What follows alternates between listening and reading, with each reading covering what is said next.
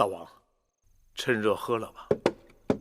太医令说，大王在草原被毒虫咬了，一直没有好好的调养诊治，老这么拖着，就给耽误了。太医若不常说些吓人的话，又怎能从寡人这儿拿到俸禄？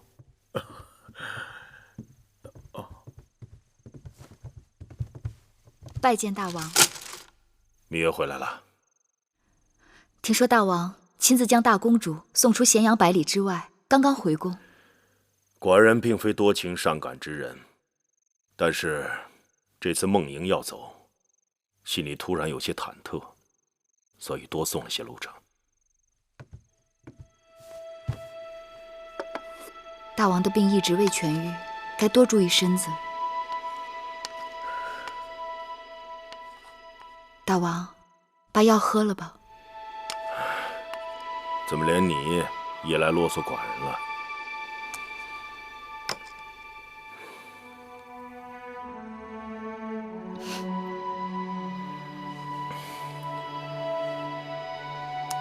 多谢大王。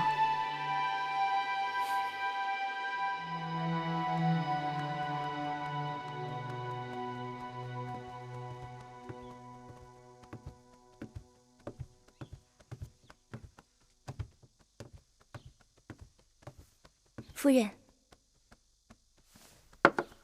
听说太医院又派人去承明殿了。唉，自从2年前大王去了那一曲草原，被毒虫咬了，这身子就一直没有调养过来。一到春秋换季，就犯咳疾。朝堂上好像又有人在议论立储的事情。论才华，论军功，公子当中无人能与华儿比肩。朝堂上和旧族里也有不少人看好他。所以说，一旦大王立太子，公子华定是不二人选。这么多年了，也该尘埃落定了。王后，拜见王后。甘大夫免礼，赐座。是。谢王后。这2年，荡儿在甘大夫的悉心调教下，学业大有长进，这都是甘大夫的功劳。王后过奖，公子天生是运筹帷幄的战将奇才，将来必定能够成就秦国的雄图霸业。论感恩，该是微臣拜谢王后。甘茂在外闯荡多年，无法在双亲面前尽孝。昨日收到家书，说留在楚国的老母亲多次得到楚国王宫里的照应。甘茂肝脑涂地，无以回报。甘大夫太见外了，快请起。我们都是楚国人，自己人关照自己人，那是应当的。前不久，大王还向我问起荡儿的功课，我说荡儿十分用心，在甘大夫和初离子的调教下，已经读过《大夫仲2篇》，李子10篇，《楚兵法》7篇，正要研读《魏公子》21篇。看大王的意思，像是要考一考荡儿。既然如此，我等该早做准备。大王一向重视公子，否则怎么会这么关心公子的功课？这看重是一回事，立储又是另一回事。大王不也一直看重公子华，也曾打算立他为储君吗？那时大王没有嫡子，先王后与魏夫人有关系特殊。那都是旧话了。眼下大王有了公子荡这个真正的嫡子，公子华怎么可能与公子荡相提并论呢？更何况微臣也向初离子提起过公子荡，初离子也曾在微臣面前狠狠地夸了公子一番，说公子龙居凤雏，天生王者。想来想去，这事还是要由初离子出面才好。尽管秦国有兄终弟及的旧例，但我看他对王位并没有觊觎之心。如今他既是左相，又是大奉常，应当由他帮我去向大王陈情。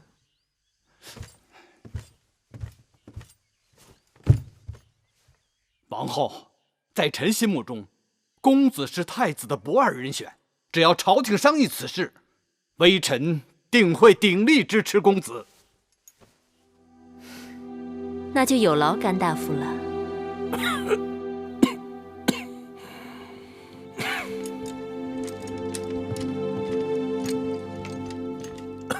大王，处理子来了。臣拜见大王。看你的神情，有何紧急军务？并无急事，业务军务。可你眉头紧蹙，难道是有什么其他心思？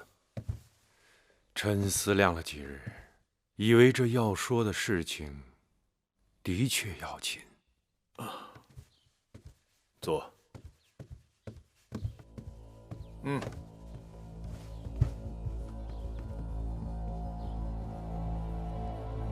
大王，我们此时所处之地，乃周王旧时公社。因周幽王宠爱褒姒，乱了嫡庶，以至于太子平出奔申国，人心不复。犬戎攻破西京，平往东迁，将犬戎占据的旧都抛给了我秦国的先王。先人们浴血沙场，无数白骨，方才有了今日大秦之强盛。但纵观列国，许多盛极一时的强国，都是因为储位不稳而引起内乱，强国衰落，甚至灭亡。你说了这么多，到底想说什么？是为什么人游说吧？非也，我是左相，有身为宗伯，主管宗室事务，当为大王谏言。欲见何言？大王，王后有嫡子，大王却迟迟不立太子，这是为什么？你还记得商君吗？你还记得我因与商君意见相左，差点失去了太子之位吗？而祖父献公年幼时就被立为太子，又遇上了什么事？大王，我若不是早早被立为太子，就不会被身边的人推出来，作为商君变法之政的对头，逼得父王在储君和重臣之间做选择。若祖父献公不是早早被立为太子，也不至于被逼流亡异国，整整29年。臣弟惭愧。太子之位从来都是别人的靶子，大政之事，家国存亡就在寸缕举措之间，无论内外，搏杀残酷。天无二日，国无二主。太子之位太早确立，就等于在国中又立一主，容易让心怀意念者聚集到另一面旗帜之下。臣弟明白了，大王迟迟不立太子，就是不想让心怀意念者有机可乘。当儿是寡人嫡长子，天生永无果敢。秦国历代选择储君，都以勇敢果决为首要。楚离子，你是否觉得他更合适？或许将来有一日，能为我大秦征战沙场，以武扬威。臣惶恐。大王英明，公子当好武，力大无比。若再过几年，如有机会随臣征战沙场，定能成就大王心愿。看来王后请你教导当儿，也不是没有道理的。大王明察秋毫。那你如何看华儿呢？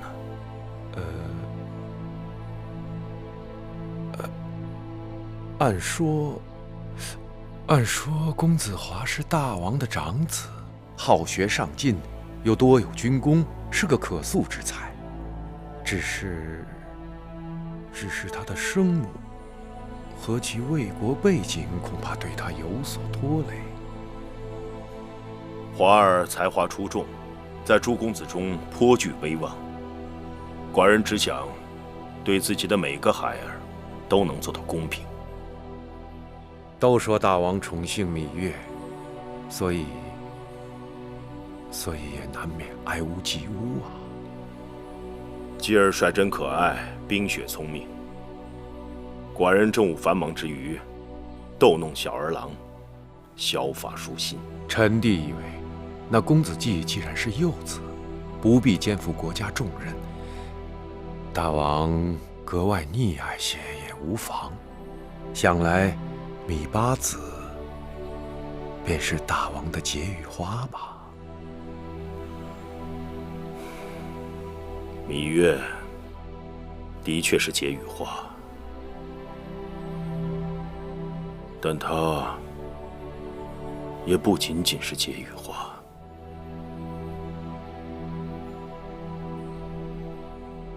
你到底在担心什么？是怕寡人专宠妇人而乱了朝纲吗？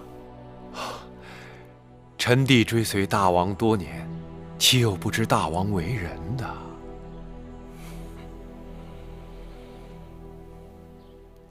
我们都走这儿。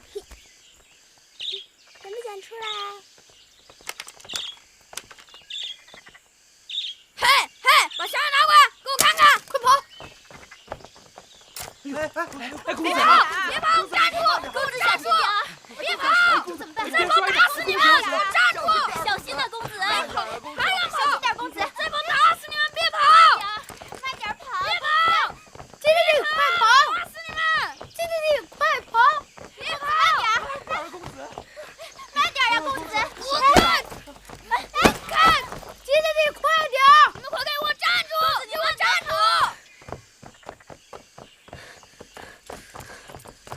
以强凌弱，非君子！滚开！叫你跑，叫你跑！把香拿来！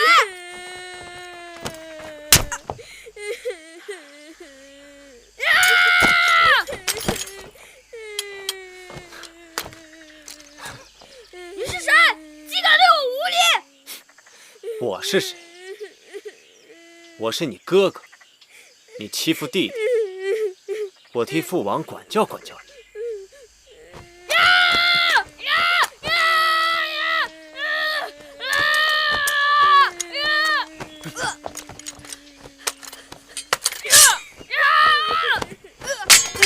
公子没事吧？滚开！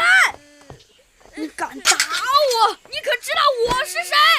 你欺负弟弟，就仗着身材比他们高，力气比他们大，遇到身材比你高、力气比你大的人，你只会说：“你可知道我是谁？”你是谁呀？我是。你给我等着，总有一天我会亲手把你打趴下，叫你跪着向我求饶。好，这句话倒像个好汉。那我就等你长大，练好本事，来找我打架。公子，姐，滚开！给我滚开！都给我滚开！公子，快跟上啊！公子。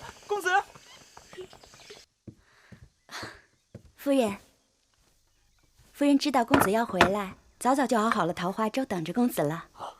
春吃鲜花，夏吃果，秋食野菌，冬喝汤。你在军中辛苦了，春天喝点桃花粥是最活血养颜的。母亲为孩儿太操心了。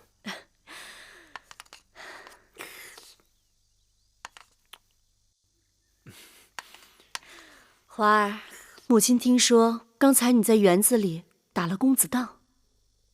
哦，他以大欺小，应给他点教训。何必管那闲事儿？得罪了王后啊！啊，既然已经得罪了，就得罪了吧。反正芈月眼下才是大王面前的红人。母亲，华儿只是看着不公才出手的，并非想讨好任何人。华儿向来最懂事儿了。快，趁热喝了吧。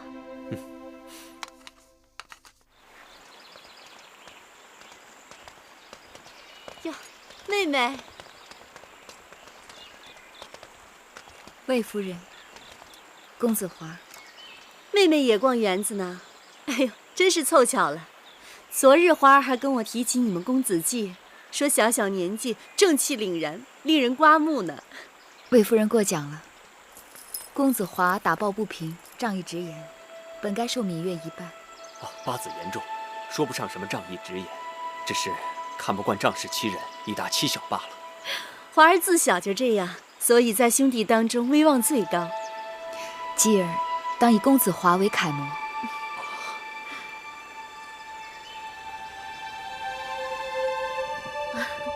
妹妹可算来了，我特地派人叫妹妹过来。姐姐，快过来。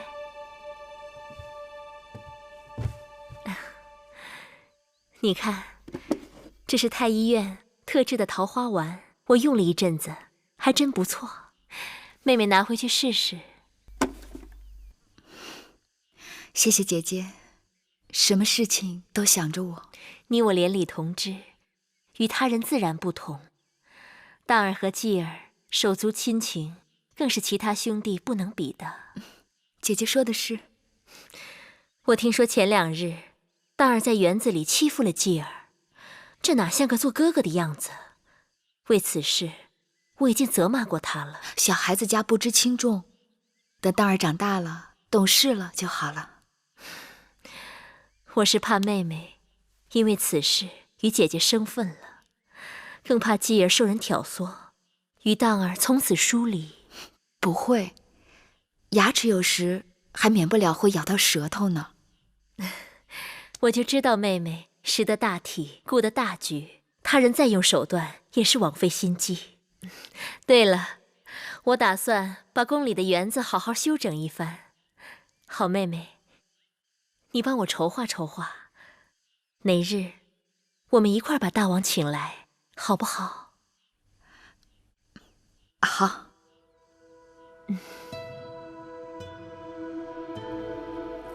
大王整日忙于政务，臣妾想把这园子整治一下。平日里姐妹们可以寄情于山水，大王闲暇时也可以来这园子里散散心。难怪你今日一定要寡人来花园，原来你们都商量好了。是王后的提议，我只是帮着王后把大王请到花园里来。那王后打算如何做呢？臣妾已和众姐妹们商量过了，群策驱群力，倒真是有了些好主意。说来听听。臣妾想在那一边再开一个大一点的池塘，这个园子里有山有树有花，唯独缺的就是活水。山的那一边有一个湖，不妨开一个暗渠，把这活水引到大的池塘里，活水徘徊过大池塘，再返回湖泊。其实啊，这也是魏良人的心思。大王，前代贤君历来以山水之道治国，坎为水，艮为山，兑为泽，而这3个卦爻又都意味着卦德。有水滋润，万物则盛。大王的园子虽好，但缺水总是一件憾事。润万物者，莫润乎水；中万物使万物者，莫胜乎艮。臣妾只是想让大王的园子锦上添花。说得好，水见存，习坎。君子以常德行，习教事。安排人手，马上去做吧。是。大王，臣妾想把那大池塘就开在山那边的山丘下。好，过去看看。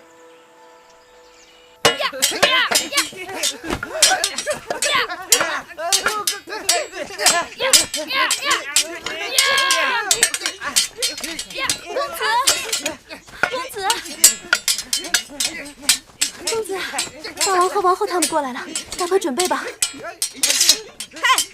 你们都听我的率领，各回自家的阵营。咦，我的那个小木球呢？快给我找木球去！木球，公子，木球在这儿呢。公子，木球。你们吃黑棋的为一方，你们都听明白了吗？明白。大声点儿！明白。当儿他们这是在做什么？这些日子，当儿在甘大夫和处离子的调教下，悉心学习军务，日日在这儿和这些小内侍们演练兵法。华儿和焕儿，他们在疆场杀敌，当儿他们在后花园练兵。好，我们大秦后继有人。恭喜大王！童儿，你和当儿年龄相仿，为何不跟当儿一起玩耍？当弟弟力大膀粗，娘亲说如果跟他玩，启禀大王，童儿自小体弱多病，臣妾是担心他出事会伤着筋骨。男儿应该多经风雨，多见世面，凡常是爱子心切，寡人理会。但是过于呵护，总是不妥。是，都是臣妾的错，臣妾记下了。择日不如撞日，今日众人恰好都在，王后不如让当儿带人演练一下，好让寡人同爱妃们高兴高兴。臣妾遵命。珍珠，是。公子，大王和王后要你开始演练。你们转过来。当儿，这是什么兵法？为了公平，当儿他们以木球来定夺开局方。木球由当儿从坡上扔下，滚到哪一方，哪一方就为攻方，而另一方为守方。这种玩法倒是有趣。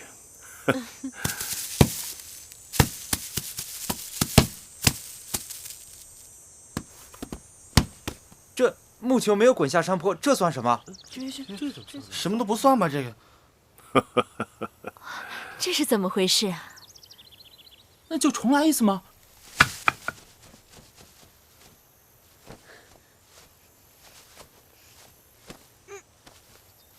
你胳膊最长的，给我把球掏出来。是。大王。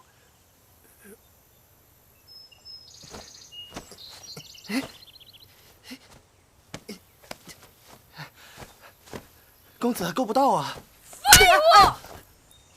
说点事儿你都做不到，给我滚开！哎，你过来！当儿身上戾气太重。你们都给我过来！用剑把它挖出来，快点！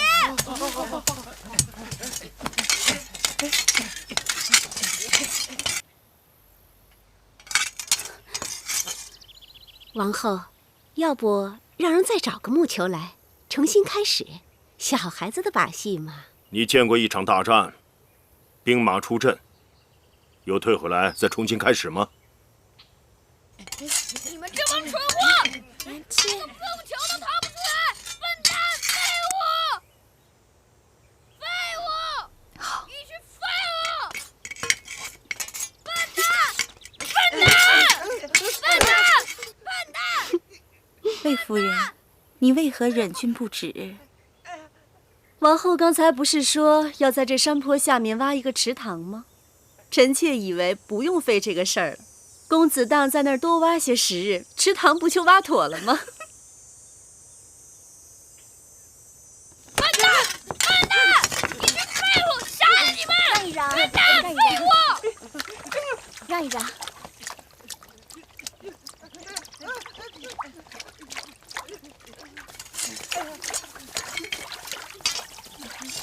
让一让，当哥哥，当哥哥，我来帮你。走开！我不需要你帮。当儿，既然继儿有了主意，你暂且让开。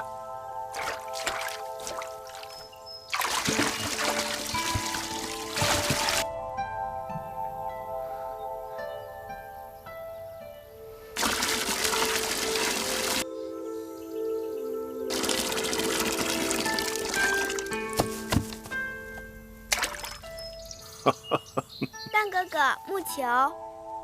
我不要！我不要！继儿，到父王这里来。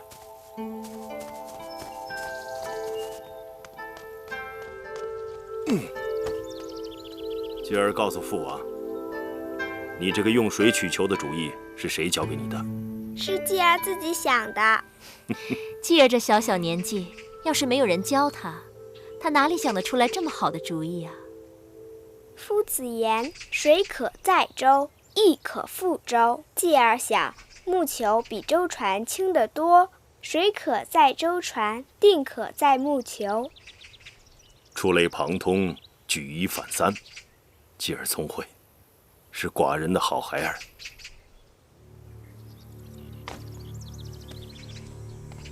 芈月，你这个当娘亲的，教孩儿教得很好。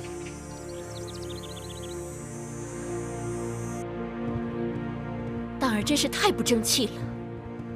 王后也怪不得公子，当时那么多人在那儿，谁又想出主意来了？难道那个嬴稷真的天赋异能，引物绝人？王后，先喝口茶吧。今日之事，王后不必过于烦恼。那个嬴稷才6岁，只能算是他运气好，让他给碰上罢了。先不说那木球，当儿当众随意打人，已让大王很不欢喜。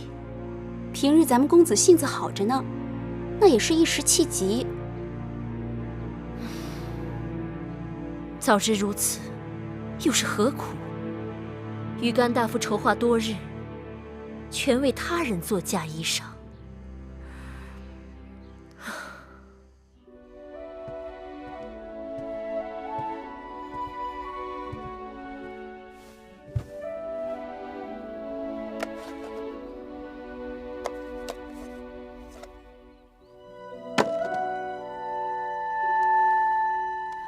昨日继儿告诉我，他师父教过他玉鞭歌了。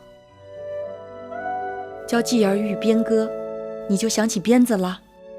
给我吧，都这么多年了，你已经用不着它了。还是我自己收着吧。葵婆婆，葵婆婆，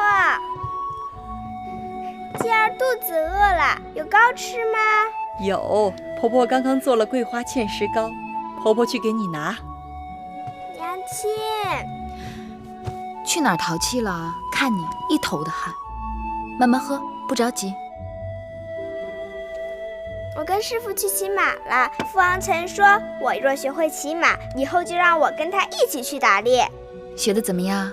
师父都夸奖我了呢。真的？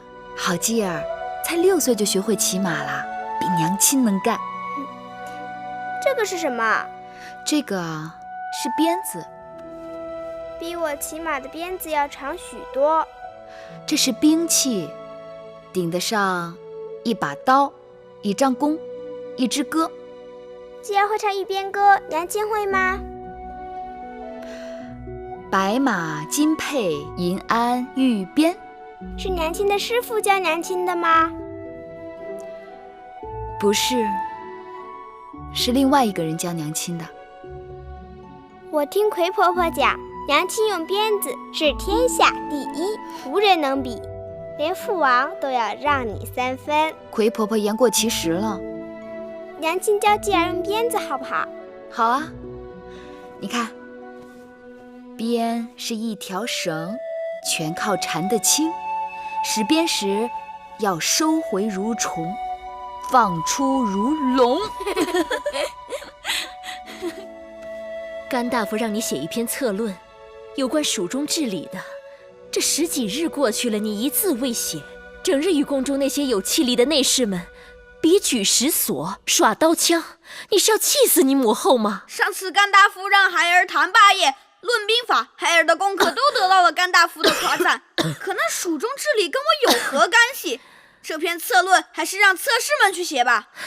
眼下蜀中治理是你父王心中的一件大事，你要想让你父王看重你，就该有些见地。替父王出谋划策的事儿都让我做了，那些朝廷的谋士将相还做什么？你这话要让你父王听见了，你……母后，孩儿累了，要回去睡一会儿。王后不必太心急，公子年纪还小，这些道理要让他慢慢的明白。大王迟迟不立太子，当然又如此不听话。本来大王好意，让当儿跟着甘大夫与处理子学习军务和政务，结果当儿只知道耍刀弄枪，一点书都读不进去。可毕竟公子是大王的嫡子，处理子也说过，大王是有意将咱们公子荡立为储君的。嫡子又如何？秦国历代也不都是嫡子继位，何况大王的念头时时会变，万一有人蛊惑大王。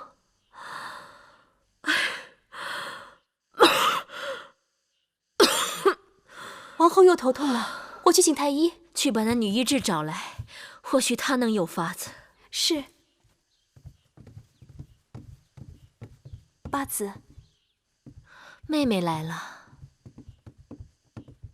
王后，听说王后有疾，妹妹特来看望。也就是个老毛病，还劳烦妹妹来探望。去，把我屋里那盒子拿来。是。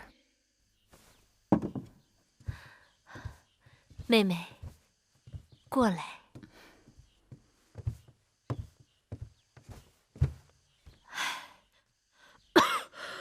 姐姐。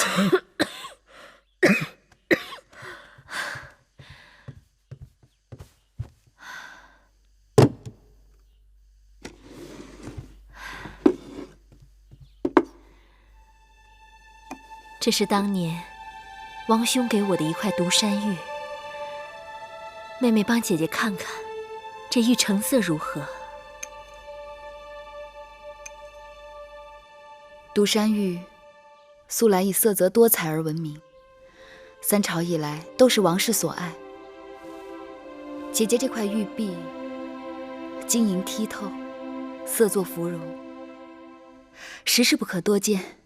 既然妹妹也说成色不错，那姐姐就将这玉转赠给你。姐姐这块玉太好了，给妹妹就糟蹋了。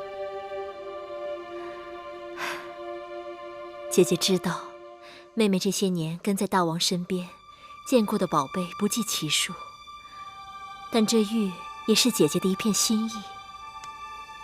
人养玉3年，玉养人一生，还望妹妹不要嫌弃。那妹妹就收下了。姐姐，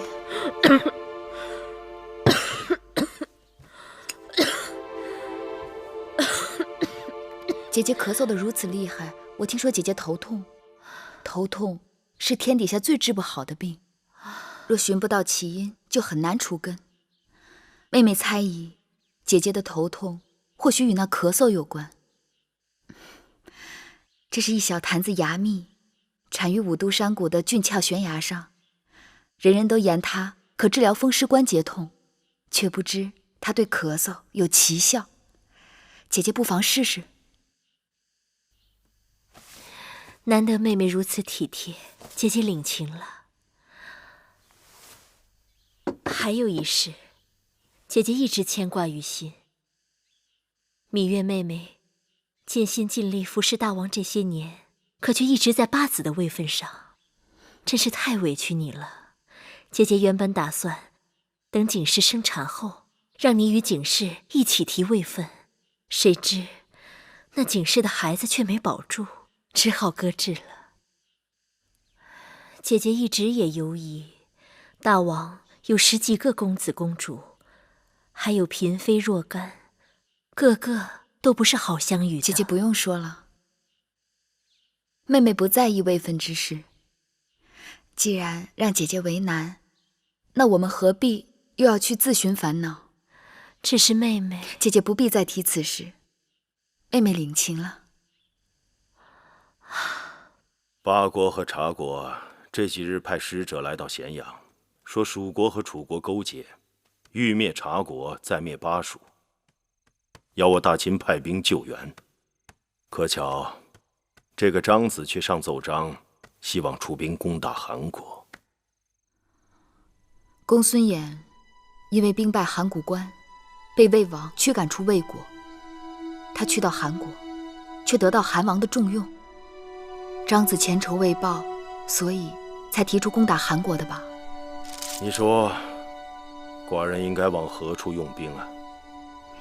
大王不该问我，妇人不敢整。那就说点你们妇人能说的事。听说王后要给你提位分，你竟然一口回绝。姐姐贤淑，病着还在为芈月着想。你真的一点都不在乎宫中的位分吗？大王想要我在乎吗？来，捶这里。是。用力一点啊！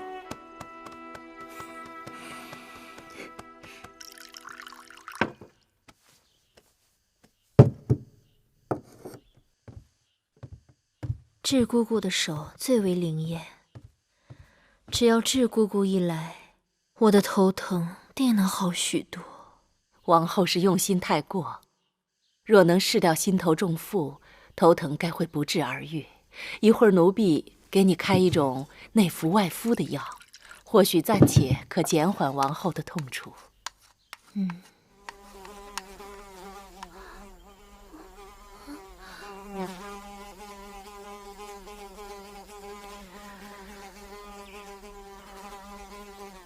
什么声音？这般烦人！万万不可招惹这疯子！为何？那是杀人疯，平日见了他躲还来不及，你竟然敢惹他！开窗请他出去便是了。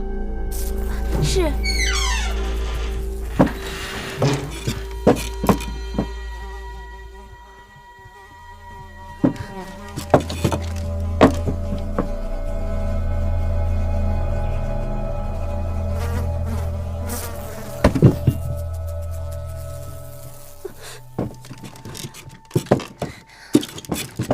姑姑这是在说笑吧？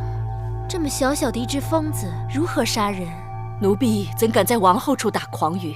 这种长在山谷里的杀人疯，原本是不多见的，宫里的人恐怕从来都没有听说过。但奴婢在楚国亲眼见过，被惹怒的杀人疯，无论人处，遇上便追杀，成群的杀人疯眨眼可杀死一头大水牛。难道被他蛰了就无药可救？奴婢有个堂兄，就是招惹了杀人疯，被蛰后医治无效，过世的。